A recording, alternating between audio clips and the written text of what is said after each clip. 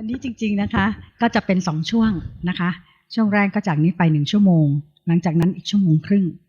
ซึ่งจริงๆถือว่าเป็นเวลานิดเดียวเลยสำหรับคนจำนวนเท่านี้นะคะ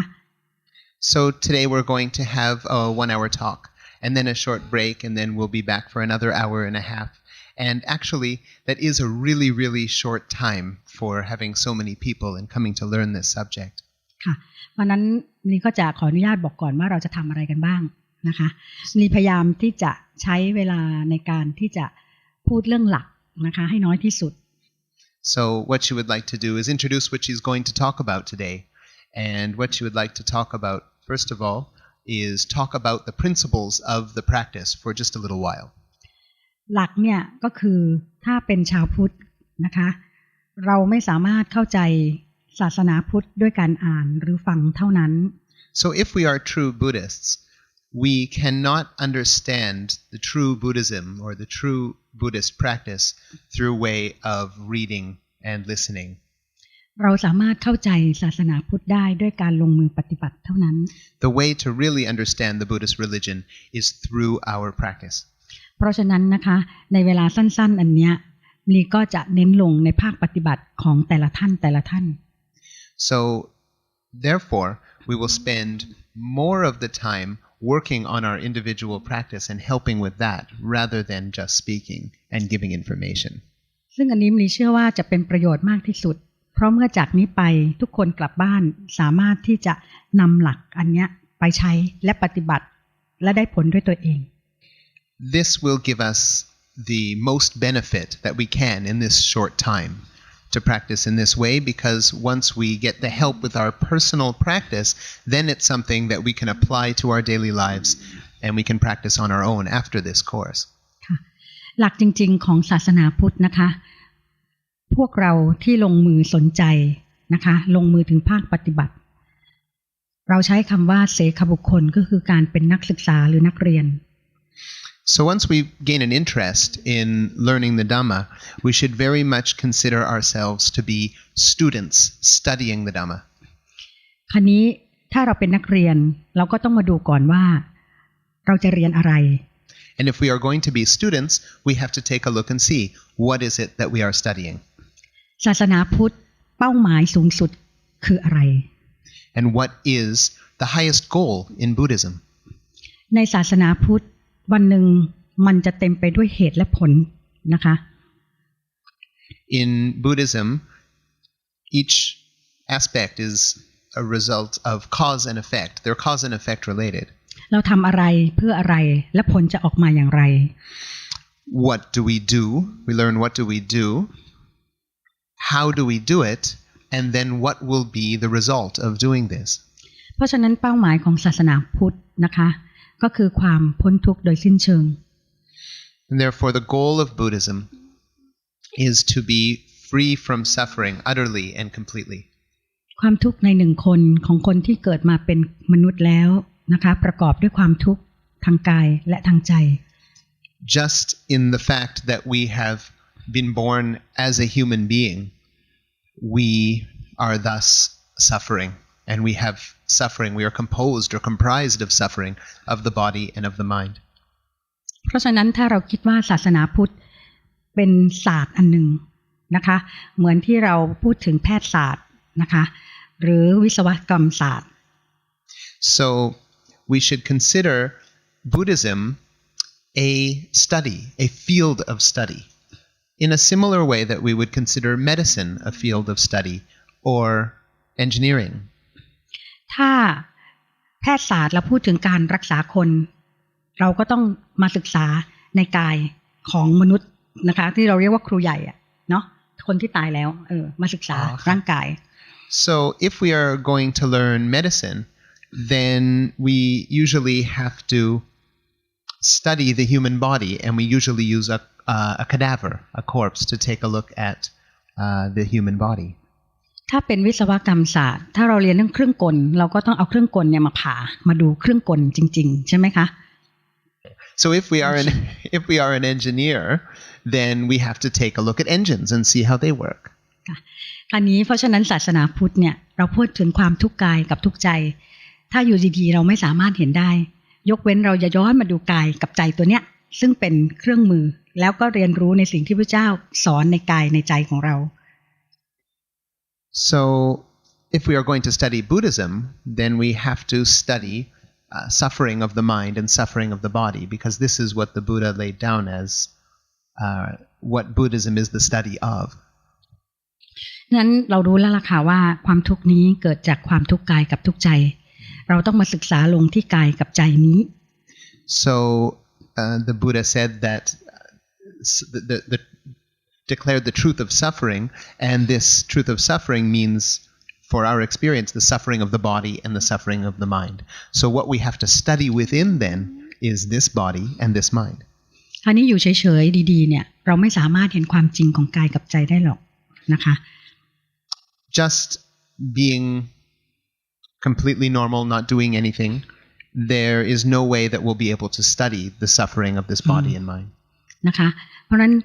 พระพุทธเจ้าท่านสอนเราแล้วก็ประทานเครื่องมือตัวหนึ่งไว้ให้เราซึ่งเราเรียกว่าสติ So the Buddha then taught us the way, and the tool that is required that the Buddha taught in order to study suffering, study the body and mind, is mindfulness. แต่สติที่พระพุทธองค์ท่านทรงประทานไว้ให้เราแตกต่างจากสติที่เราใช้อยู่กับโลกNow this mindfulness or awareness is quite different than the mindfulness or the awareness that the Buddha taught is quite different from the type of mindfulness or awareness that we would consider just a worldly type of awareness. สติที่พระพุทธองค์ท่านทรงสอนเราไว้เนี่ยจะเนื่องในกายในใจเรานะคะแต่สติที่เราใช้อยู่กับโลกเนี่ยเป็นสิ่งซึ่งเรามองสิ่งที่ภายนอก So in the Buddhist context, awareness is of this body and of this mind, but general awareness in daily life has a different sort of meaning to us. It is about being aware of the things around us, per se.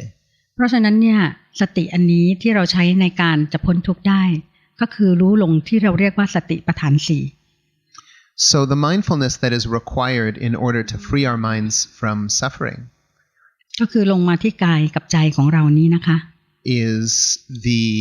four foundations of mindfulness that the Buddha taught, which basically come down to this body and this mind. ค่ะคราวนี้สติเองเนี่ยเราทำให้เกิดขึ้นไม่ได้นะคะ Now mindfulness isn't something that we can make happen at any time. บังคับให้เกิดก็ไม่ได้ We can't control it, we can't force it to arise. เรามีแค่หน้าที่ทำเหตุนะคะ All we are able to do is work on the causes for suffering to arise. ค่ะก็คือการตามรู้กายกับใจของเรา And the way to do this is to become aware of our body and our mind. คราวนี้เหตุที่ทำให้เราตามรู้กายกับใจไม่ได้มีอยู่แค่2ข้อนะคะข้อแรก1ก็คือลืมกายลืมใจ So there are only two ways that we are not able to know or to be mindful of our body and mind. The first way is by forgetting about our body and our mind. ยกตัวอย่างนะคะในขณะเนี้ยถ้าเรานั่งอยู่ถ้าเราลืมว่ากายตัวเนี้ยนั่งอยู่อันเนี้ยคือลืมกายลืมใจละ So for example, we are sitting here listening to the talk. Now if we forget that there is a body sitting here, well that means that we've forgotten about the body and mind. ค่ะอีกอันนึงก็คือการบังคับกายบังคับใจ The other way that we don't have mindfulness is when we're controlling or forcing this body and mind. สิ่งนี้นะคะจะเกิดขึ้นกับนักภาวนาที่เคยปฏิบัติมาแล้ว The people that will be involved in forcing and controlling are those that have been involved in self-help and meditation and that before.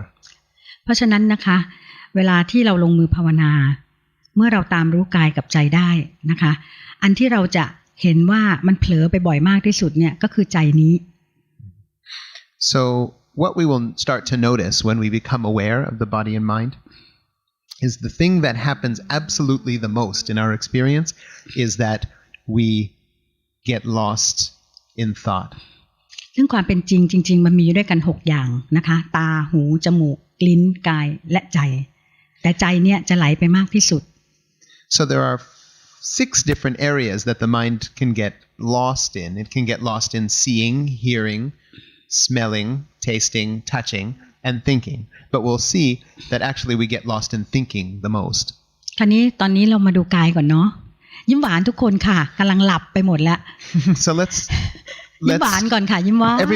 everybody to make a nice big smile. We're going to start watching the body. เห็นว่าร่างกายเนี้ยเคลื่อนไหว Everybody lift your hand and start moving it. แล้วลอง Notice สัง that เกต the ใจ hand ไป is ด้วย moving. ว่าใจเป็นยังไง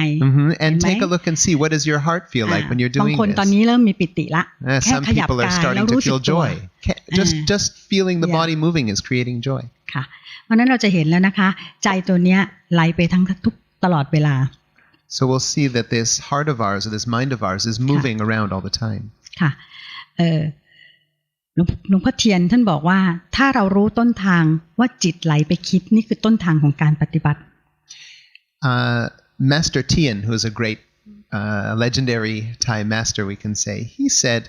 that if we are able to see the mind that goes out to think, then we've achieved the first significant step in Buddhist practice. เพราะใจตัวเนี้ยลองดูนะคะถ้าเรานั่งอยู่ตรงเนี้ยเราคิดถึงบ้าน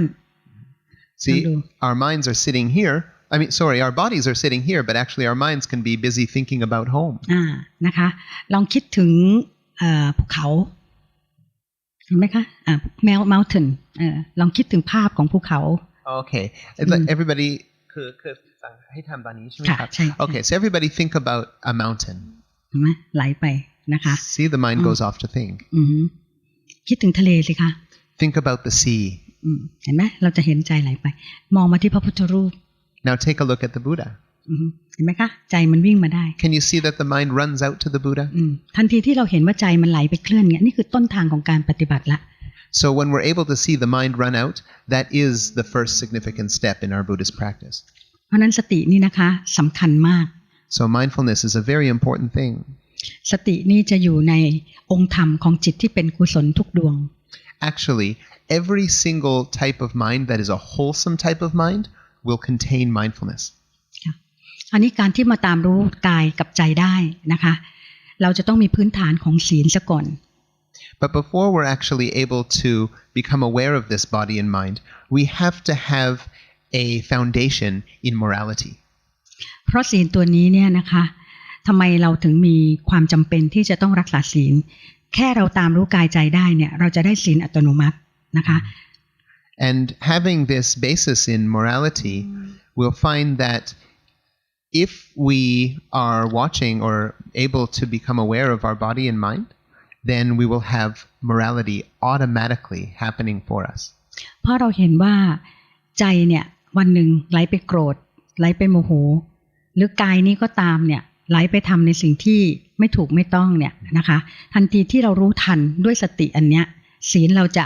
บริสุทธิ์โดยอัตโนมัติ This is because if we're watching the mind, we may see the mind get angry and frustrated and maybe want to harm someone. We'll be able to have the mindfulness that sees this. Or perhaps the body will be going to do something mean or evil and we'll be able to see this happening. นะคะเพราะนั้นเราจะเห็นเลยว่าศีลเนี่ยเป็นพื้นฐานที่สำคัญและทำไมเราจะต้องรักษาศีลเพราะเมื่อไหร่ที่เราตั้งใจรักษาศีลเนี่ยจิตนี้จะสงบและมีความสุข It's a very important thing to keep a proper moral code because it'll help us. We'll be able to see that if we are a moral person, it's much easier to be happy and calm. หลังจากนั้นนะคะสมาธิจะเกิดง่าย And then samadhi will be able to arise much more easily. ค่ะสมาธิประกอบด้วย2อย่างก็คือสมถะกับวิปัสสนา Now samadhi there are 2 different types. There are samatha and vipassana. ค่ะสมถะเราทำเพื่ออะไรเพื่อให้จิตเนี่ยมีความสุขมีความสบายมันได้พักผ่อนมีกำลังขึ้นมา Samatha is something that we practice so that the heart can be happy, can be calm, peaceful, and get a nice rest and gain energy and power. หลังจากนั้นนะคะเมื่อจิตดวงนี้มีกำลังด้วยสมถะแล้วเราก็จะขึ้นวิปัสสนา Once we have enough rest and enough power, then we're able to start practicing vipassana. ค่ะวิปัสสนานี้ทำเพื่ออะไรเพื่อให้จิตเนี่ยพาจิตเนี่ยมันฉลาดนะคะที่จะมาเรียนรู้ความเป็นจริงของกายกับใจได้ Why is it that we practice vipassana? We practice so that the heart can become smart, intelligent, can see the truth of the body and mind. ค่ะในทางพระพุทธศาสนาพระพุทธองค์ท่านสอนว่าการพ้นทุกข์เนี่ยเราพ้นทุกข์กันด้วยใจ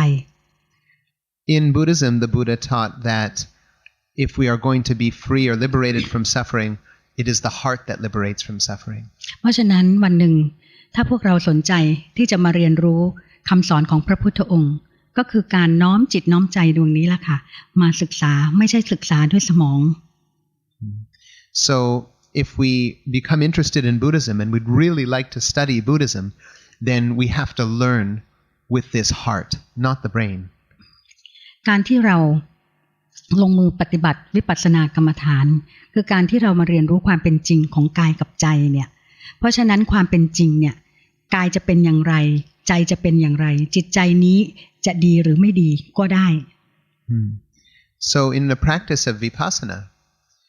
we are learning about the truth of this body as it really is, and the truth of this mind as it really is. And therefore, the mind may be good or nice, or the mind may be mean or not nice. เพราะนั้นการที่เรามาเรียนรู้ความเป็นจริงของกายกับใจนี่แหละค่ะมันจะไปเห็นคำที่พระพุทธองค์ทั้งสอนเราว่านอกจากทุกข์ไม่มีอะไรเกิดขึ้นตั้งอยู่และดับไป With regards to suffering, the Buddha taught that other than suffering, there is nothing that arises, nothing that stays, and nothing that goes. ความทุกข์ที่เกิดขึ้นทางกายมันปรากฏให้เราเห็นอยู่ตลอดเวลาอยู่แล้วตั้งแต่เกิดความแก่ความเจ็บแล้วก็ความตาย Now suffering is something that is oppressing the body at all times, needless to say, at aging, at sickness, and at death. ค่ะถ้าคนทั่วไปไม่ได้ปฏิบัติวันหนึ่งแก่เกิดความทุกข์ละเพราะรู้สึกเลยว่าตัวเนี้ยแก่ตัวนี้เจ็บตัวนี้ตาย One who hasn't practiced the Buddha's teachings, once they get old, they feel that it is me that is old, it is me that is sick, it is me that is dying. แต่วันหนึ่งถ้าเราพาดวงใจหรือจิตใจดวงเนี้ยมาเรียนรู้ความจริงเราจะพบแต่ว่าร่างกายเนี้ยจริงๆร่างกายเนี้ยแก่ร่างกายนี้เจ็บร่างกายนี้ตาย But if we have a good foundation in our Buddhist practice, we won't see it that way. We will see that this body is old, this body is getting sick, this body is dying. เพราะเราจะเห็นความจริงว่าเราไม่สามารถบังคับร่างกายนี้ได้ We will see the truth that we cannot control this body. ตั้งแต่ในชีวิตประจำวันนะคะกลางคืนที่เรานอนเนี่ยเราพลิกจำนวนครั้งมากมาย Take a look at when we're sleeping normally. When we're asleep and when we go to bed, we'll be shifting back and forth, uncomfortable. ทำไมเราถึงต้องพลิกเพราะอันนี้แหละเราหนีความทุกข์ Why is it that we have to shift all the time back and forth? Because we're suffering. ทำไมอยู่ดีเราก็เกิดไอขึ้นมา ปวดท้องนี่คือเห็นความเป็นจริงที่ร่างกายเขาทำงานของเขาเองแล้วเราบังคับเขาไม่ได้ See, at any moment we could start coughing or we could get a stomachache. The body is suffering and it is things that we can't control. ความแก่เราจะเห็นเลยเมื่อก่อนเราไม่เคยมีผมขาวแล้วผมดำวันหนึ่งร่างกายนี้เปลี่ยนแปลงผมนี่เปลี่ยนสีให้เราเห็นเรายอมรับไม่ได้เราทุกข์อีกเพราะเราไม่อยากแก่ Yeah, so we'll see that as we get older, of course, we get more aches and pains, our hair starts turning gray. These aren't things that we're able to control. It happens by itself. ทางด้านจิตใจเมื่อเราพบกับความไม่สมหวังความผิดหวังนะคะการไม่ได้ดังใจเราก็จะทุกข์ไป Now regarding our heart and mind of ours, when things don't go our way, when what we wished for doesn't come true, when we don't get what we want, we'll see that the heart suffers. เราอยากได้แล้วไม่ได้ก็ทุกข์ใจ We want something and then we don't get it, so we suffer. เราไม่ได้แต่เราได้มาเราก็ทุกข์อีก เราไม่อยากมี And then we get there's เราไม่อยากได้แล้วเราได้ใช่ไหมครับ ใช่ Okay, so then there are things that we don't want them to happen or we don't want to get them, but we end up getting them anyway, and of course we suffer because of that. เราไม่อยากอยู่กับคนคนนี้แต่ต้องทนอยู่ ไม่อยากมีอะไรไม่อยากอยู่กับคนคนนี้อ๋อครับ so we don't want to be with this person for example but we're forced into being into this situation with this person so we suffer because we have to be in that situation we don't want อันนี้ถ้าเราเอาจิตใจเนี่ยมาเรียนรู้ความเป็นจริงของกายที่เป็นใจที่เป็นเนี่ยเราจะสรุปได้ง่ายๆแค่นั้นเลยค่ะว่าคนคนหนึ่งเนี่ยเราปรารถนาแค่ทำยังไงให้กายเนี่ยไม่ทุกข์ใจเนี่ยไม่ทุกข์ So if we take a look and see the body and mind as they are we'll see that what we are primarily doing is trying to figure out ways so that this body and mind aren't suffering เพราะฉะนั้นต้นทางของความทุกข์ทั้งหมดก็คือความอยาก and we'll see that the cause of our suffering is this wanting คราวนี้อยู่ดีๆเนี่ย เราวางมันไม่ได้หรอกนะคะเราก็ต้องพาจิตใจตัวนี้มาเรียนจริงๆว่าไอ้ความอยากที่เราอยากให้มันเป็นอยากให้มันไม่เป็นเนี่ยมันทำได้ไหมมันละมันได้ไหมมันสามารถที่จะทำมันได้ไหมบังคับมันได้ไหมให้มันเป็นบังคับมันได้ไหม so and then let's take a look at this wanting that comes up we want this and we don't want that and then have a look can we really control thisจนกระทั่งเราพบว่าเราไม่สามารถบังคับมันได้นะคะเช่นเราไม่อยากทุกข์แต่ใจมันไหลไปทุกข์บังคับได้ไหมเช่นคนอกหักเนี่ยบอกอย่าไปคิดถึงคนคนนี้สามารถบังคับมันได้ไหม Yeah so we'll have a look and see that for example we don't want the mind to go off and think about something painful but it'll go off and do that anyway can we really control it no if we have someone dumps us and we have a broken heart can we control that feeling no we can't ในที่สุดเราก็จะพบว่าเราไม่สามารถบังคับกายกับใจนี้ได้เพราะกายนี้ไม่ใช่ของเราใจนี้ไม่ใช่ของเรา In the end we'll see that we cannot control this body and mind we can't control them because they aren't ours ไม่ว่าความทุกข์เราก็บังคับให้มันเกิดก็ไม่ได้บังคับให้มันดับก็ไม่ได้ Even suffering we can't force or control or order suffering to arise and we can't order it to fall awayร่างกายนี้เราไม่สามารถบังคับให้มันไม่แก่ไม่เจ็บไม่ตายไม่ได้ We can't force this body to not get old, to not get sick, to not die. แล้วทางด้านจิตใจความทุกข์ที่เกิดความสุขที่เกิดต่างเกิดแล้วก็ดับไปเช่นเดียวกัน And this mind of ours, when it gets happy, the happiness comes and the happiness goes. The unhappiness comes, the unhappiness goes. We can't control that either. ความกังวลความเศร้าหมองต่างเกิดแล้วก็ดับเช่นเดียวกัน Worry, sadness, these things arise and they fall away just the same. สุดท้ายเมื่อเราเห็นความเป็นจริงเราถึงวางมันได้ว่าสุดท้ายเราไม่สามารถทำอะไรกับกายกับใจนี้ได้เพราะกายนี้ไม่ใช่ใจเรากายนี้ไม่ใช่เราใจนี้ไม่ใช่เรา In the end, we will let go of trying to make this mind the way we want it to be because we'll just see simply that this body and mind are not ours. They're not in our control. และสิ่งใดที่เกิดสิ่งนั้นก็ดับ And whatever it is that arises also falls away. นี่คือสุดท้ายที่เราพัฒนาศีลกับสมาธิขึ้นมาประกอบด้วยสติที่ถูกต้องนะคะปัญญาถึงจะเดินมาถึงจุดที่เราเห็นว่ากายนี้ไม่ใช่ของเราใจนี้ไม่ใช่ของเราได้ And this is why we are practicing all these things, learning to have the proper morality, learning to have the proper mindfulness, having the proper samadhi, so that we can have the wisdom that will see this truth, that everything arises and falls, and we're not able to control this body and mind. นี่คือขั้นต้นของการพ้นทุกข์นะคะ So this is the first stage in freeing our minds from suffering. ก่อนที่เราจะพ้นทุกข์ด้วยสิ้นเชิงได้ความทุกข์มันจะน้อยลงซะก่อนนะคะ Before we completely eradicate the mind of suffering, there'll be this first stage of enlightenment of true wisdom where there'll be a significant decrease in suffering, but not complete eradication yet. ค่ะปัญญาที่เราจะไปดูจนกระทั่งถึงเห็นความจริงเนี่ยเราจะเปรียบเหมือนคนหนึ่งคนเนี่ยนะคะเราเห็นต้นกล้วยหนึ่งต้นนะคะแล้วเราเข้าใจว่ามันมีต้นกล้วยอันนี้แหละต้นกล้วย banana tree โอเค Okay คือจินตนาการว่าเห็นต้นกล้วยไม่ต้องจินตนาการเห็นจริงๆแล้วมีต้นกล้วยรู้จักต้นกล้วยไหม Do you know banana trees? Everyone know a banana tree? Okay เหมือนตัวเรานี่แหละค่ะ เรานึกว่ามันมีตัวเราเนี่ยนั่งอยู่จริงๆมีต้นกล้วยนี้จริงๆ Okay, so this body here, this body sitting here is a banana tree. จนวันหนึ่งนะคะเราปอกต้นกล้วยอันเนี้ยแล้วเราค่อยๆกรีดมันออกมาสุดท้ายเราจะพบข้างในไม่มีอะไรเลย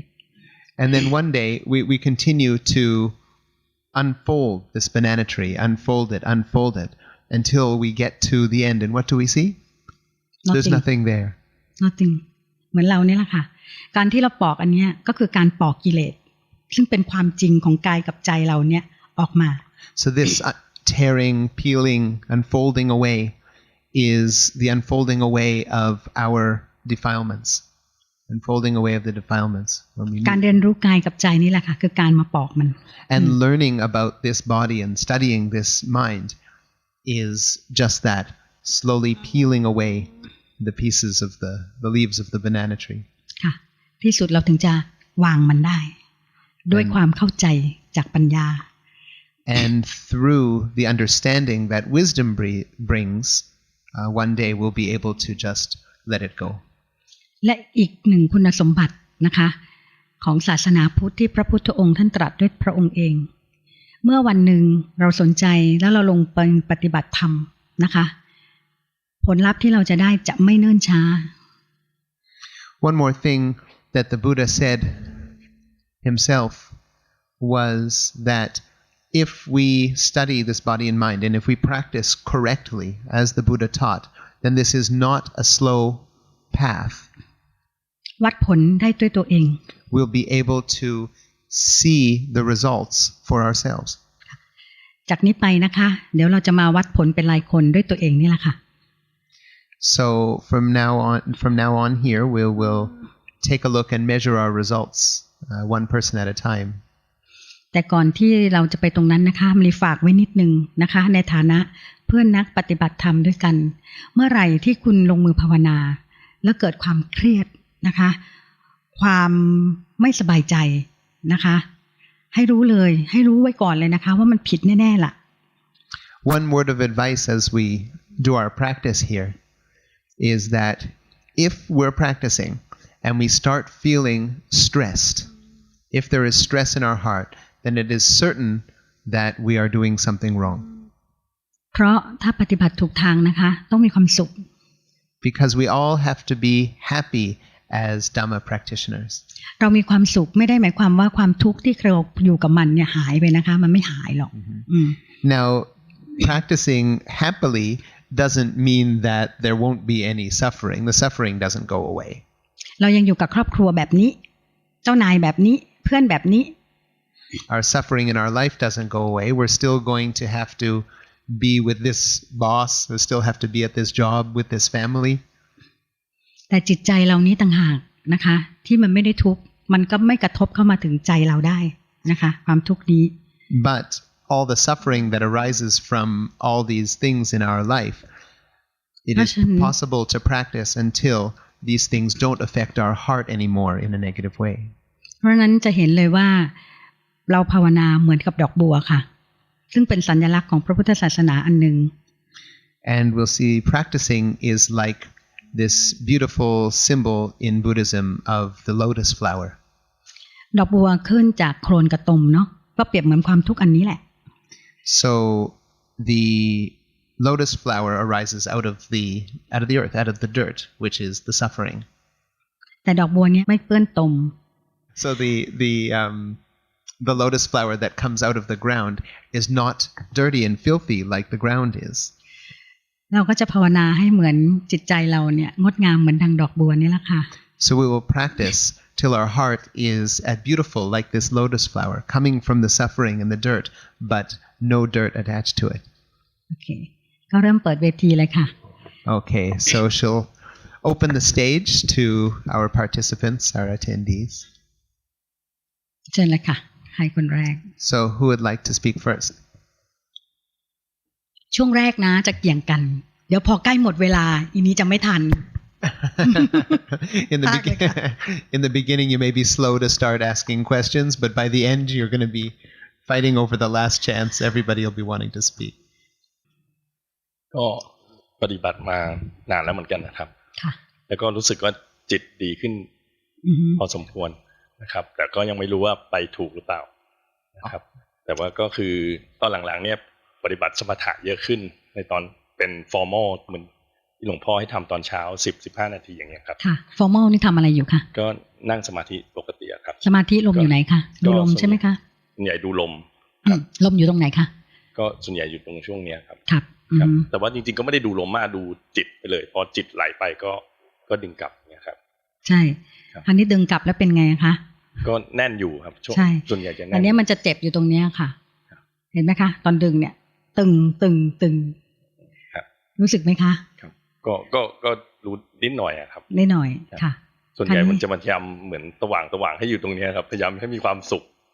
ใช่คือตอนนี้นะในตรงเนี้ยมันมีหลายอาการมากเดี๋ยวก่อนนะคะอันนี้ฟังหลวงพ่อมานานยังคะอันนี้ต้องแปลไหมเนี่ยไม่รู้เหมือนกันเกือบถ้าแปลเอาใหม่เกือบ10 ปีแล้วโอเคนะเดี๋ยวสรุปเนาะก็เกือบ10 ปีแล้วครับเกือบ10 ปีเหรอคะโอเคแต่ว่าก็คือโมทนาครับก็แต่ก็เหมือนกับ practice ได้ไม่เยอะเพราะว่าก่อนหน้าที่ทำลมตรงเนี้ยทำกรรมฐานแบบไหนอะคะไม่ได้ทำประจำโชคดีที่ไม่ทำประจำถ้าเกิดประเด็นก็คือสมมติมีอารมณ์แรงๆครับจะใช้ได้บ่อยแต่ว่าถ้าอารมณ์ละเอียดอย่างเงี้ยจะเหมือนกับไม่ค่อยได้ครับก็คือถ้าโมโหอะไรเงี้ยเราจะสังเกตตรงนั้นเยอะอ๋อค่ะคราวนี้รูปแบบอะคะรูปแบบเนี่ยที่ทำไม่มีเลยไม่มีรูปแบบคือเอาทุกวันนะครับทำทุกวันเนี่ยแหละค่ะก็คือมีแค่นี้แหละค่ะมีแค่อารมณ์กระแทกมาก็จะรู้ครับคือรูปแบบเนี่ยก็คือไอ้ทำ10 นาทีที่หลวงพ่อบอกใช่ไหมคะก็คือดูลมอยู่ตรงนี้ช่วงหลังสักคือก่อนหน้านี้ไม่ได้ทำเลยอะคะครับไม่ได้ทำรูปแบบก็คือดูไปทุกวันคราวนี้ไอ้ที่ทำแบบเนี้ยมานานสักเท่าไหร่คะ6 เดือนครับก็คือทุกเช้า6 เดือนเนี่ยเราวัดผลด้วยตัวเองสิคะว่าเป็นยังไงก็ดีกว่าเมื่อก่อนเยอะโอเคดียังไงไหนลองถามตัวเราสิคะว่าดียังไงมันเริ่มเห็นเยอะขึ้นนะครับใช่เห็นมีความสุขไหมครับก็สุขเยอะขึ้นชอบไหมคะความสุขอันเนี้ยก็ชอบค่อนข้างดูตรงๆเลยค่ะดูตรงๆเพราะตอนนี้ตัวความสุขตอนเนี้ยมันกำลังเป็นปัญหาของคุณอยู่นะก็รู้สึกชอบใช่แล้วมันคลุมอยู่หมดเลยครับใช่ดูตรงๆเลยค่ะว่ามีความสุขครับก็จะเป็นอย่างเงี้ยมีความสุขแบบลอยไว้อย่างเงี้ยครับถ้าลอยแบบนี้มันไม่ทนทุกข์นะเข้าใจก็เลยมาอยากรู้ต่อว่าจะทำยังไงถูกไหม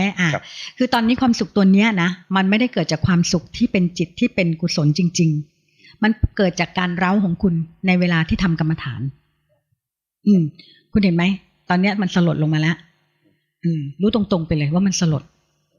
นะคะคือเวลาที่เจอกันเดี๋ยวเจสบอกนะคะว่าเราเจอกันนะคะคุยกับมลีเนี่ยมี3 ขั้นตอนขั้นแรกเนี่ยคุณต้องเห็นจิตตัวเองก่อนว่าจิตขณะนี้เป็นแบบนี้ใช่ไหม When we learn with Ajarn Malee the first thing that there are basically 3 steps the first step is she's going to help us to see can we see the phenomenon that is there in our heart right nowข้อ2นะคะเราก็จะมาดูกันละหลังจากที่เห็นแล้วว่าทำไมจิตถึงเป็นแบบเนี้ย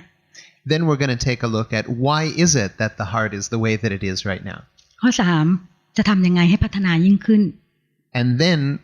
thirdly what do we do so that we can develop further than this? เพราะฉะนั้นแต่ละท่านเนี่ยจะใช้เวลาค่อนข้างเยอะนะคะ So she is going to take quite a bit of time with each person. ค่ะโอเคตอนนี้เราเข้าใจตรงกันละเราเห็นแล้วความสุขอันเนี้ย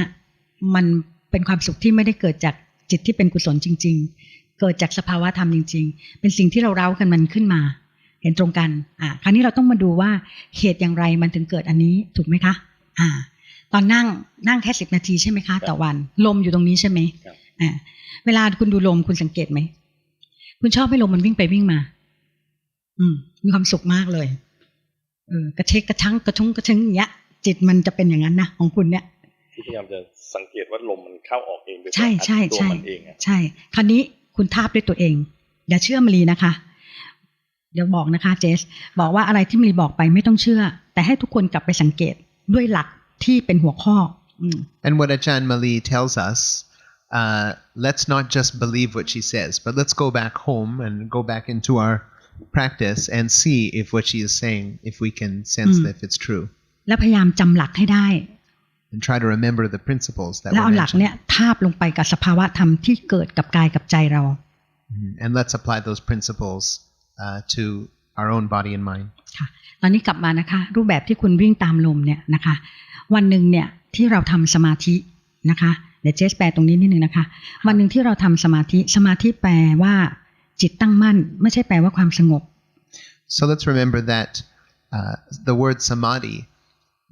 in our sense of the word, with the proper principles, samadhi means a mind that is the stable observer or the separate observer. It doesn't mean peace. นะคะเพราะนั้นเนี่ยเรามาดูว่าจิตตั้งมั่นตอนที่คุณทำเนี่ยมันได้ไหมถ้ามันวิ่งไหลไปไหลมาคือธรรมดาเนี่ยเวลาที่คุณวิ่งไหลไปไหลมาเนี่ยจิตมันจะเป็นคนดูมันจะไม่เคลื่อนออกจากฐานเลยแต่ตอนนี้เห็นไหมจิตคุณวิ่งตามลมที่คุณวิ่งไปเพราะนั้นอันนี้เห็นแล้วว่าไม่ใช่วิปัสสนาใช่สมถะไหมสมถะจิตหนึ่งอารมณ์หนึ่งจิตต้องสงบมีความสุขไอ้สุขเนี่ยไม่ใช่สุขจากสมถะนะความสุขของคุณตอนเนี้ยความหมายของพี่ที่สื่อให้คุณอยู่เนี่ยนะเพราะนั้นความสุขอันเนี้ยใช่ไหมใช่สมถะไหมค่ะเราเห็นก่อนนะความสุขอันเนี้ยมันวิ่งไปวิ่งมาคุณเห็นความสุขละนะถ้าเราบอกว่าทำสมถะเนี่ยประกอบด้วยความสุขความสงบอันดับแรกคุณเห็นความสุขอันเนี้ยนะแต่ความสุขอันเนี้ยต้องดูก่อนว่าความสุขอันเนี้ยมันประกอบด้วยกุศลไหมใช่ไหมเพราะเห็นไหมว่าความสุขอันเนี้ยมันยังจ้าออกมาโอเคคุณเก่งมากที่เห็นนะเพราะมันพูดไงเข้าใจไหมคือถ้าคนไม่ภาวนาเนี่ยความสุขเหมือนกันแบบนี้มันจะชี้ยังไงถ้าเจ้าของไม่เห็นเองเนี่ยนะหูมันต้องใช้กำลังเยอะกว่าจะบอกคุณจนกระทั่งคุณเข้าใจเจสแปลได้ไหมตรงเนี้ย I remember every word โอเคคือความสุขอันเนี้ยคือตอนเนี้ยจิตเขาเนี่ยมีความสุขนะ Okay, แต่ so ความ he สุข has อั a นเนี้ย happy heart มันไม่ right ใช่สม now. ถะ But this happy heart that he has isn't the practice of samatha. เพราะมันมีความจ้าออกมาBecause there's it's sort of oh boy จ้าคือทำมันขึ้นมาทำความสุขเนี่ยขึ้นมา That's good the happiness is sort of dispersed and it's manufactured ธรรมชาติของจิตที่เป็นกุศลเนี่ยถ้ามันมีความสุขเนี่ยมันจะประกอบด้วยความสงบด้วย So if it is a happiness that arises from samatha practice then there will be peace and calmness along with it มันรู้ตื่นแล้วก็เบิกบาน The mind will be awake knowing freshing aware แล้วก็เบิกบาน fresh โอเค fresh okay อันนี้ของคุณกลับมาดูนะว่าไอ้ความสุขตัวเนี้ยมันจ้าเห็นไหมพอมันจ้าเสร็จปังปุ๊บเนี่ยไอ้ตรงเนี้ยในความจ้าเนี่ยถ้าคุณดูเป็นเห็นไหมคะมันมีความขุ่นอยู่ข้างในมันไม่ได้ใสปิ๊งอย่างนั้นเดี๋ยวมันจะชี้ความสุขซึ่งเป็นตัวที่มีประกอบด้วยสติและเป็นกุศลจิตให้ดูนะคะลองหลับตานะคะอย่าเพิ่งเปิดตานะคะรู้สึกว่าจับไมโครโฟนเนี่ยอยู่คุณเห็นความสุขอันนี้ไหมคุณเห็นความสุขอันนี้ไหมถ้าไม่เห็นบอกนะคะอย่าเพิ่งเปิดตาถ้าเห็นพยักหน้าเลยค่ะเอาใหม่นะคะรู้สึกก่อนว่าตัวนี้นั่งอยู่ลองยิ้มนะคะไม่ต้องเปิดตานะคะยิ้มแค่รู้สึกว่าร่างกายเนี้ยมันยิ้มอยู่พยักหน้าขึ้นลงก็ได้ค่ะซ้ายขวาก็ได้ค่ะแล้วแต่คุณชอบเลยให้เป็นธรรมชาติรู้สึกไหมมันไม่ธรรมชาติยิ้มหวานทีหนึ่งค่ะยิ้มหวานเลยยิ้มหวานใช่ยิ้มหวานอย่างนี้เลยยิ้มไม่ใจคลายกว่านี้อีกเลยค่ะนะคะพยักหน้าขึ้นลงค่ะซ้ายขวาก็ได้ค่ะนะคะคราวนี้มันรู้สึกนะคะว่ามือเนี้ยจับไมโครโฟนอยู่คุณเห็นจิตขณะนี้นะคะรู้สึกเลยเห็นไหมเห็นจิตขณะนี้ไหมคะเห็นจิตขณะนี้ไหมว่ามันมีความสุขอันนี้คือจิตที่ตั้งมั่นเป๊ะเลยคุณรู้สึกไหมคุณจำจิตอันนี้นะลืมตาเลยค่ะอันเนี้ยนี่คือความสุขจริงๆที่ประกอบด้วยจิตที่มีสติและเป็นกุศลจิตจิตที่ตั้งมั่นตัวเนี้ยคือเวลาที่จิตมันเป็นสมถะเนี่ยนะคะมันจะมีความสุขความสงบนะคะแต่จิตไม่จำเป็นต้องตั้งมั่นก็ได้นะคะแต่บนจิตที่ตั้งมั่นความสงบมีแน่นอนแล้วก็ประกอบด้วยความสุขนะคะเพราะบางทีเนี่ยสมถะเนี่ยมันลงไปนิ่งๆเฉยๆนะคะมันอาจจะไม่ได้ต้องมีความสุขก็ได้มันจะนิ่งๆเป็นอุเบกขาได้นะคะอันนี้คุณเห็นความสุข2ตัวแตกต่างไหมคุณลองอธิบายสิคะว่าตัวนี้เป็นยังไงมันสงบเย็นใช่สงบเย็นมันไม่หวือหวาเลย อันนั้นคือการปรุงแต่งของจิตที่มันไปเร้าให้เกิดความสุขคือผมพยายามจะทำคือตอนนั้นเคยบวชทีหนึ่งหลวงพ่อบอกว่าจิตผมไม่ค่อยตั้งมั่นทำให้เราไม่สามารถมันมีวันหนึ่งที่ผมตั้งมั่นเสร็จปุ๊บเนี่ยผมเห็นร่างมันทำงานของมันเองได้ครับผมเริ่มมันเหมือนแยกออกมาได้ใช่ไหมครับเพราะหลวงพ่อบอกว่าสมถะผมไม่พอใช่ครับผมก็หลังๆผมเริ่มมาจับหลักได้ว่าถ้าผมนั่ง10 นาที15 นาทีต่อวันแล้วก็เวลาผมไปออกกำลังกายตีกอล์ฟอะไรเงี้ยครับผมก็จะยิ้มพอยิ้มเยอะๆเหมือนกับว่ามันสว่างครับแต่ผมไม่แน่ใจผมพยายามจะทำให้จิตมันตั้งมั่นใช่ไหมครับแต่ว่าโอเคเมื่อกี้ถ้ามาบอกผมก็หมายความว่าคือผมจิตยังไม่ตั้งมั่นแต่มันเป็นคือมันถ้าเป็นยิ้มเนี่ยมันจะเป็น first step ของการที่จะตั้งมั่นผมได้คือผมยังหาทางที่กลับมาผมยังแยกไม่ออกระหว่างจิตยิ้มกับจิตตั้งมั่นเมื่อกี้มาโชว์ให้ผมเห็นว่าโอเคอย่างเงี้ยจิตยิ้มกับจิตตั้งมั่นใช่มันต่างกันคือถ้าผมได้จิตตั้งมั่นผมเชื่อว่าผมจะได้ผ่านที่จะต่อไปได้ครับเพราะจิตที่เป็นความสุขของคุณอันนั้นเนี่ยมันยังเป็นการปรุงแต่งอยู่แต่เนี่ยมันเป็นความสุขจากสมาธิจากเขาเรียกว่าจิตที่ตั้งมั่นเป็นคนรู้คนดูนะคะมันไม่มีการพูดง่ายว่าเวลาจิตที่มันเป็นกุศลเนี่ยนะมันจะเกิดของมันเองแต่นั้นคุณไปเล่าให้มันเกิดการเล่าเบื้องหลังของการเล่าคือโลภะมันก็คือกิเลสตัวหนึ่งค่ะโอเคไหมค่ะมุทนาค่ะขอบคุณค่ะเชิญค่ะ Just a quick summary for everyone. Malee was helping him to see that the happiness that he had wasn't happiness from correct samadhi, and then she was able to instruct him so that correct samadhi could arise just for a moment, and he was able to see that the quality of happiness was different. This one was actually more peaceful and more aware. ครับก็ปฏิบัติตามแนวทางของหลวงพ่อปราโมชมาประมาณ 7-8 ปีนะครับพยายามมีสติรู้กายรู้ใจมาโดยตลอดจนเมื่อประมาณสัก3 ปีที่แล้วที่ผมตอนนั้นไม่ได้ทำงานประจำก็จะมีเวลาในการปฏิบัติเยอะหน่อยแล้วก็เริ่มนั่งสมาธิได้จากเดิมที่นั่งสมาธิไม่ได้ตอนนั้นก็จะมีสภาวะที่ทำให้เรามีความรู้สึกว่าเรามีความก้าวหน้าในการปฏิบัติมากขึ้นนะครับแต่พอมาถึงวันหนึ่งก็ได้งานประจำทำซึ่งก็จิตก็จะเต็มไปด้วยโทสะแล้วก็พอมาวันนี้เนี่ยกลายเป็นว่าเรามีความรู้สึกเหมือนกับเราถอยหลังแล้วเราก็ไม่สามารถที่จะปฏิบัติเดินหน้าต่อไปได้แต่ว่าสิ่งที่จะเล่าให้พี่มะลีฟังก็คือว่า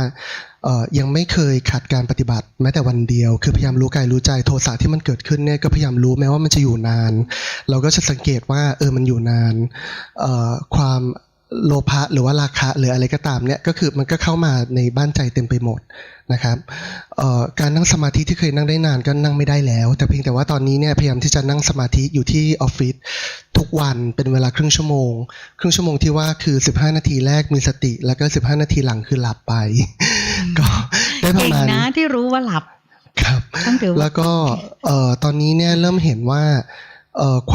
วามโกรธทั้งหลายที่มันเกิดขึ้นเนี่ยมันเป็นเพราะว่าเรามีตัวตนคืออยู่ๆมันมีความเป็นตัวตนขึ้นมามันคงเป็นมันตั้งนานแล้วแต่ว่าเราเพิ่งเห็น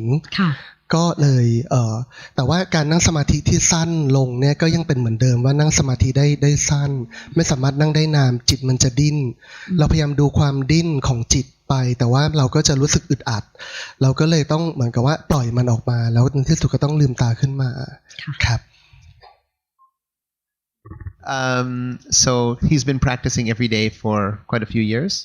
right? Many years. The first time that I met Longpa Pramod is 7 years ago. Yeah. And I try to practice every day. And at lunch he does,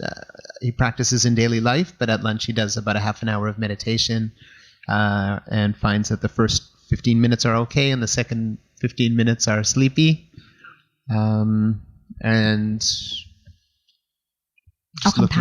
looking for advice to เอาสรุปคำถามเลยก็ได้ค่ะเมื่อกี้ที่อยากถามที่อยากถามก็คือว่าไม่แน่ใจว่าตอนนี้เนี่ยคือตอนนี้ผมมีความรู้สึกเหมือนกับว่าผมกำลังว่ายน้ำอยู่ในมหาสมุทรที่ผมไม่รู้ direction ในการไปเนี่ยคืออะไร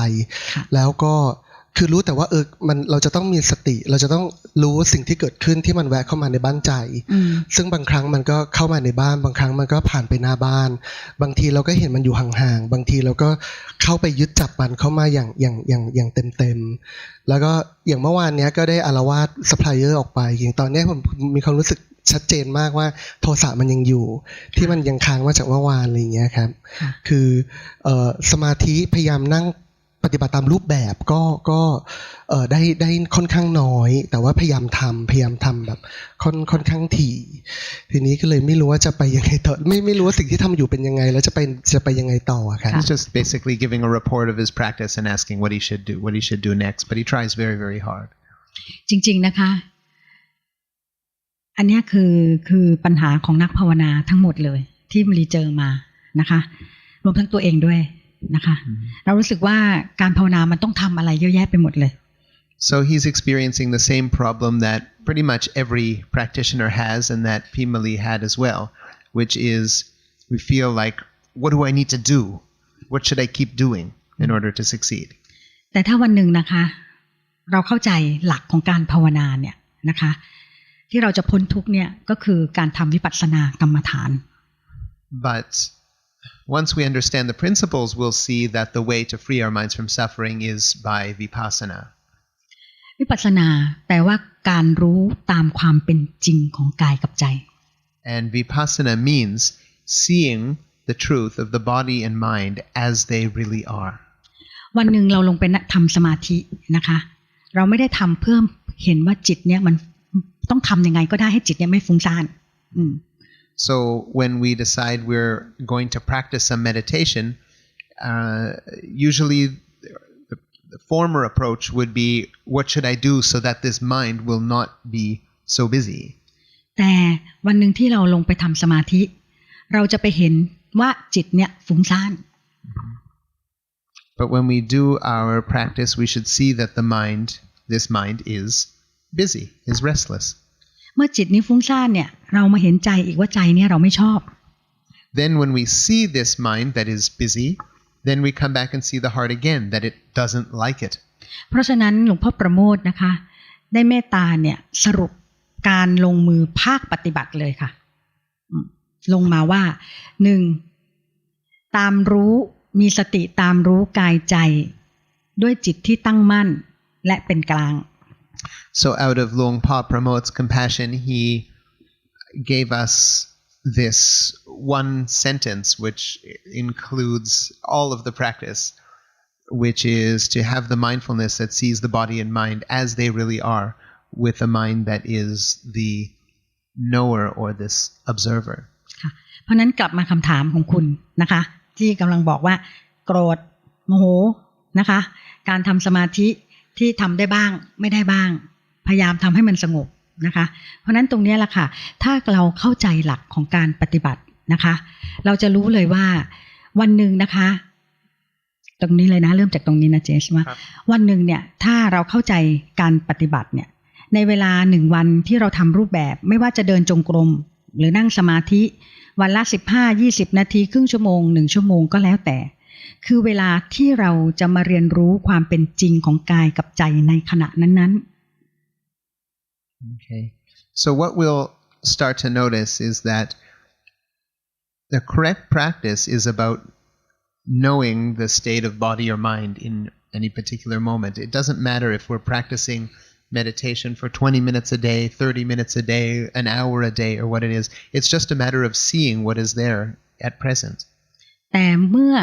เรารู้สึกว่าเราเป็นนักภาวนาในเวลาที่เราจะทำรูปแบบเราจะมุ่งไปสู่ความสงบ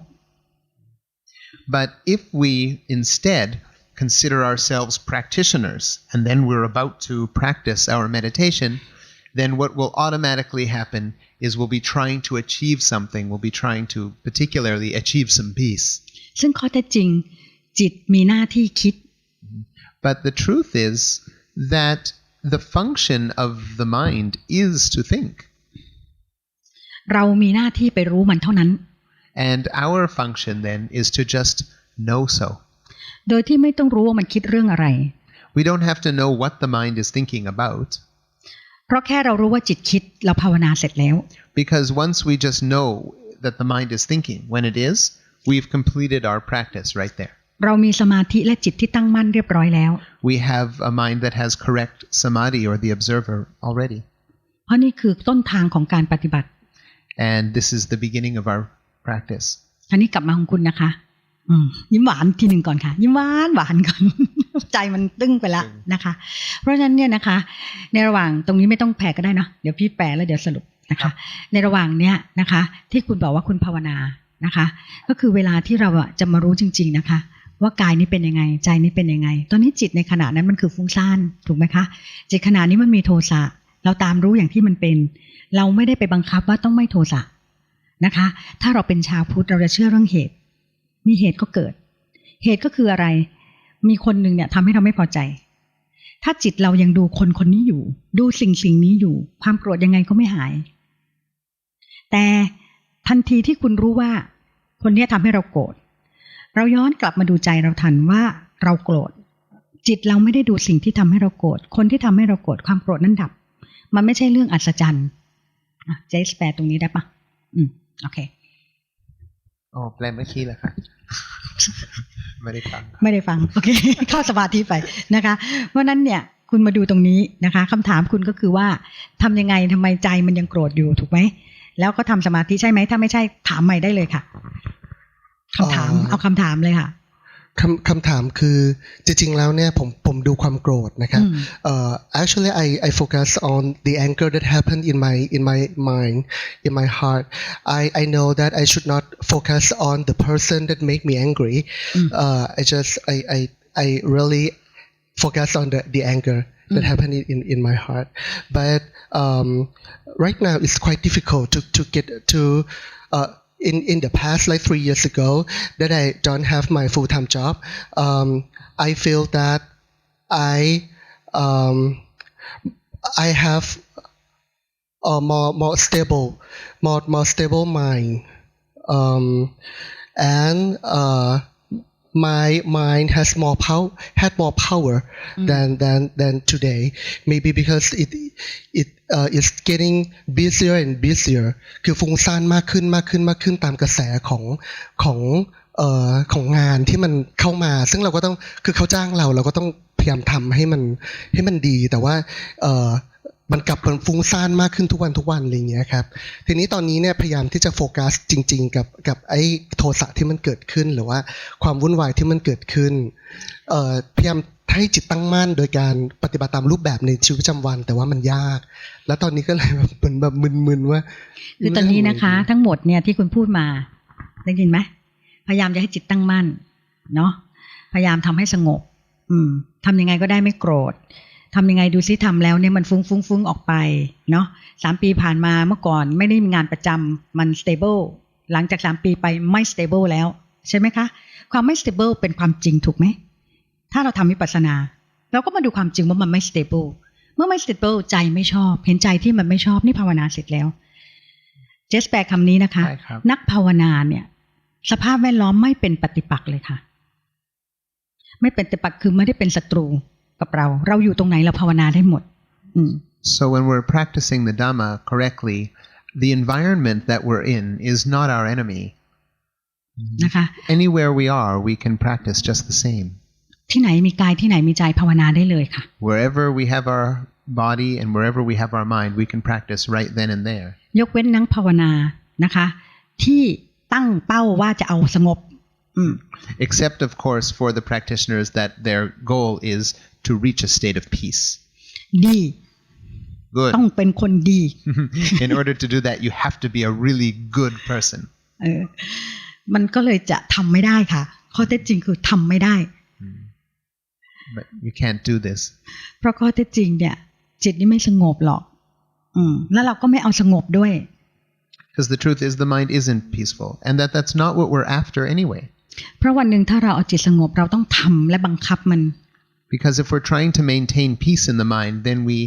have to really force and maintain states of mind. สุดท้ายสิ่งที่คุณได้คือความเครียดแล้วก็ความโกรธ What you'll end up with instead of peace is you'll end up with stress and anger. This is your answer. นี่คือคำตอบของคุณทั้งหมดเพราะตอนนี้ใจคุณเนี่ยยังตั้งเป้าเอาดีเอาสงบ นะคะเพราะนั้นถ้าเอาดีเอาสงบเนี่ยวันไหนสมาธิคุณพอคุณควบคุมได้วันไหนสมาธิคุณไม่พอก็จะเกิดอาการแบบนี้แหละค่ะมันก็จะฟุ้งนะคะตอนนี้คุณเห็นใจก่อนเนาะนะเอาจิตขณะนี้นะเมื่อกี้คุณพูด7ปีที่แล้ว3ปีที่แล้วนะคะเวลาเราเรียนธรรมะกันเราเรียนณขณะจิตปัจจุบันเลยนะคะเพราะว่าถ้าเราพูดของเก่าเนี่ยมันจะไกลเกินนะคะเราเอาจิตขณะนี้ก่อนนะคะจิตขณะนี้คุณเห็นว่าเป็นยังไงคะตอนนี้ไม่ตั้งมั่นฟุ้งซ่านแล้วก็ยังมีโทสะที่ไม่เป็นไรค่ะจริงๆโทสะตัวเนี้ยถ้าคุณดูจริงๆตอนเนี้ยนะมันไม่ได้มีแล้วนะแต่ตอนเนี้ยต้องใช้คำนี้ดีกว่าคุณเห็นไหมคุณกดทันทีเลยเห็นไหมจิตมันหนักขึ้นมาทันทีเลยคุณเห็นความหนักไหมเมื่อกี้นั่งคุยไม่มีความหนักเลยในจิตเห็นไหมมันธรรมชาตินะคะแต่พอตอนนี้คุณนึกถึงการภาวนาปุ๊บเนี่ยจิตมันมีน้ำหนักขึ้นมาทันทีเลยเพราะกำลังแปลงร่างแล้วจะไอคนทำอยู่ในโลกนะเฮ้ยต้องมาเป็นนักภาวนามันหนักทันทีเลยคุณเห็นไหมคะตอนเนี้ยจิตเมื่อกี้กับตอนนี้ไม่เหมือนกันเลยนะสังเกตไหมยิ้มหวานหน่อย เห็นไหมคะตอนนี้เกิดอะไรขึ้นกับจิตเราเห็นไหมมันมีปิติดูตรงๆเลยค่ะปิติคุณเห็นไหมคุณชอบตัวนี้ไหมชอบนี่แหละนักภาวนาเนี่ยต้องชัดอย่างเงี้ยพอมันมีหนักขึ้นมาปุ๊บเนี่ยคุณรู้สึกเลยเนี่ยคือการภาวนาแต่เมื่อกี้ที่คุณนั่งมานั่นน่ะคือใจที่มันสบายที่สุดเลยคุณรู้ไหมคุณเล่าไปเรื่อยๆมันเล่าเรื่องสิ่งที่แก้วใบนี้มันสวยนะพี่เนาะมันยาวน้ำมันก็ไม่เต็มแก้วมันไม่หนักคุณเล่าไปเรื่อยๆแต่พอวันนึงพี่แก้วมันใช่ไหมอะส่งเนี่ยนะมันเริ่มเป็นนักภาวนาขึ้นมามันหนักขึ้นมาทันทีเลยนะคะกลับมาเป็นคนปกติดีกว่านะยิ้มหวานทีนึงโอเคจริงๆหลักคุณเข้าใจนะไม่ใช่คุณไม่เข้าใจแต่ตอนเนี้ยทั้งหมดตอนนี้คุณเห็นนะคุณเห็นจิตที่เราชี้กันอยู่แล้วเนาะตอนนี้เรากลับมาดูว่าเหตุผลอะไรทำไมจิตเราถึงเดินแบบนี้อันเนี้ยมันต้องมีเหตุถูกไหมชาวพุทธเราต้องรู้อยู่ดีมันเป็นอย่างนี้ไม่ได้แต่ตอนนี้สิ่งที่คุณเข้าใจว่าไอ้3 ปีที่แล้วฉันมีเวลาฉันก็เลยทำได้ตอนเนี้ย3 ปีนี้ไม่มีเวลาฉันก็เลยทำไม่ได้มันมีคำว่าทำได้แล้วก็ทำไม่ได้อีกถ้าทำได้ทำไม่ได้เราทำนิพพานเลยไหมถูกไหมเพราะฉะนั้นสิ่งทั้งหมดเราจะมาดูว่ามันทำไม่ได้ต่างหากเมื่อไหร่นะคะนักภาวนาเนี่ยถ้าเราทำบ้างหยุดบ้างนะคะสิ่งที่เราจะได้ตัวนี้แหละค่ะเนาะโอเคยังยิ้มหวานก่อนนะตอนนี้เรามาดูเหตุผลอะไรถึงเหตุถึงเป็นอย่างนี้นะคะตอนนี้จิตเนี่ยที่คุณบอกคุณทำรูปแบบไหนลองบอกอีกทีได้ไหมคะลมอยู่ตรงไหนลมอยู่ที่ปลายจมูกครับปลายจมูกตรงนี้ใช่ไหมคะค่ะแล้วก็อยู่ตรงนี้มีพุทโธไหมไม่มีพุทโธไม่มีค่ะวันละเท่าไหร่คะวันละครึ่งชั่วโมงครับคุณรู้สึกไหมตอนเนี้ยจิตเนี้ยคือจิตที่เวลาทำสมาธิอยู่เลยนิ่งเลยเห็นนิ่งไหมคะพอคุณนึกถึงลมปุ๊บจิตนิ่งเลยเจสแปดตรงนี้หน่อยป่ะคะเพราะตอนนี้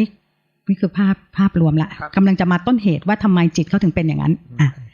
ตอนนี้เขาบอกว่าเขาทำรูปแบบอันเนี้ยลมอยู่ตรงนี้พอเขารู้ลมปุ๊บจิตเขานิ่งเลย So he's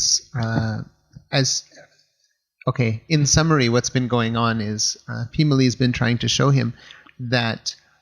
what happens is when he just remembers that he's a practitioner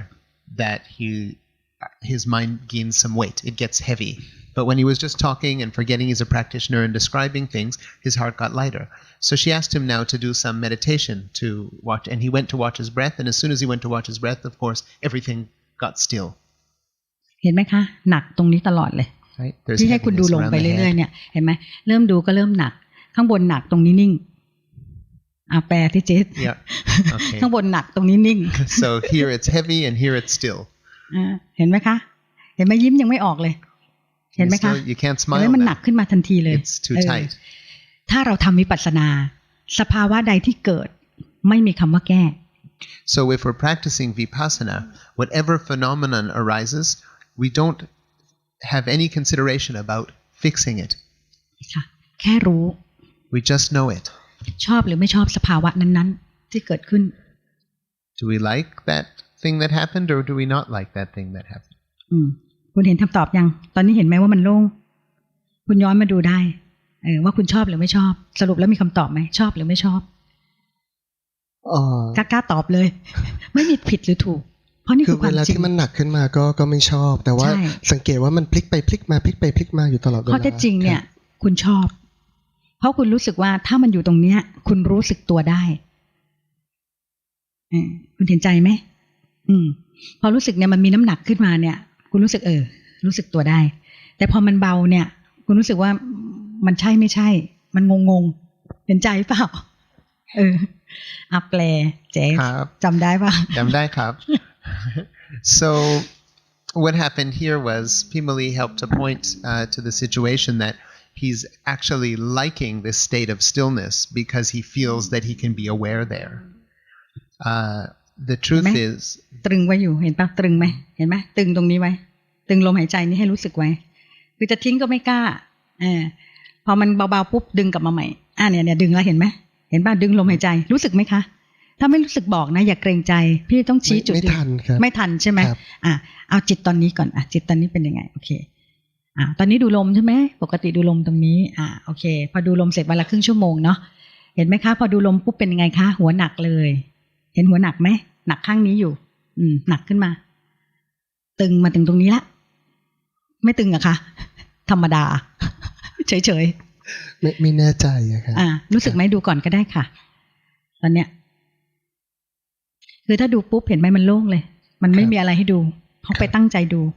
พ่อจะสรุปเลยก่อนรู้อย่าตั้งใจรู้เวลาเราดูจิตเจสแปนนะก่อนรู้อย่าตั้งใจรู้แล้วอย่าถลำรู้แล้วจิตยินดียินร้ายให้รู้ตามนี่คือแอคชั่นลงไปได้เลยค่ะ So she's reminding him of the 3 rules of watching the mind. First of all, don't guard the mind in advance. Secondly, when you see a phenomenon, don't focus down in towards it. And thirdly, after a phenomenon has arisen, don't interfere with it. Just know if you're liking or disliking it. เอาเฉยๆ or neutral towards it. ตอนนี้เห็นไหมพอเราตั้งใจไปดูปุ๊บมันไม่เห็นจิตที่ทำงานโอเคยิ้มหวานค่ะโอเคตอนนี้นะคะเดี๋ยวกลับไปดูนะคะตอนเนี้ยสภาวะตรงเนี้ยของคุณก็คือว่าคุณบังคับจากตรงนี้นะคะพอมันนิ่งนะคะพอมันนิ่งได้สักพักเนี่ยคือจิตเนี่ยมันเริ่มต้องเรียกว่าอะไรพอสักพักหนึ่งพอมันนิ่งนานๆคุณนึกออกไหมจิตที่นิ่งนานๆมันไม่อยากกระทบอะไรแล้วพอไม่อยากกระทบอะไรปุ๊บเนี่ยข้อเท็จจริงพอคุณต้องมาทำงานคุณต้องเจอปัญหาในแต่ละวันทุกวันเนี่ยบางทีตัวเนี้ยมันไม่พอโทสะมันก็เกิดได้ง่ายกว่าปกติจากความนิ่งของจิตนี่แหละค่ะทำยังไงดีก็รู้ไปตามก็รู้ไปก็รู้ไปแต่นึกออกไหมมันยังไม่มีทางออกเนาะไม่เป็นไรนะคะเดี๋ยวคุณต้องมาคุยตัวต่อตัวกับพี่แหละเพราะว่าของคุณมันมีหลายสภาวะเยอะมากคุณคิดเยอะด้วยคุณรู้สึกไหมเยอะนะคะฟุ้งเยอะนะคะแล้วสมาธิที่ทำตรงเนี้ยมันมีหลายตัวถ้าบอกตอนเนี้ยจะไม่เข้าใจหรอกค่ะเดี๋ยวต้องชี้จริงๆเลยเนาะโอเคพอเราอยู่เมืองไทยเดี๋ยวแป๊บนึงเดี๋ยวเอาคนข้างนอกเขาก่อนเนาะเชิญเบรกเขาเบรกแล้ว3 โมงนะคะเดี๋ยวเรากลับมาใหม่ Okay so let's take a break สัก10 นาทีเนาะแต่ถ้าใครเสร็จก่อนก็เชิญนะมลีจะไม่ไปไหนมลีนั่งอยู่ตรงนี้แหละค่ะโอเคถ้าใครจะคุยได้เลยใครไม่ก็เชิญนะคะ Okay so we're going to take a break for about 15 minutes and we'll be back for more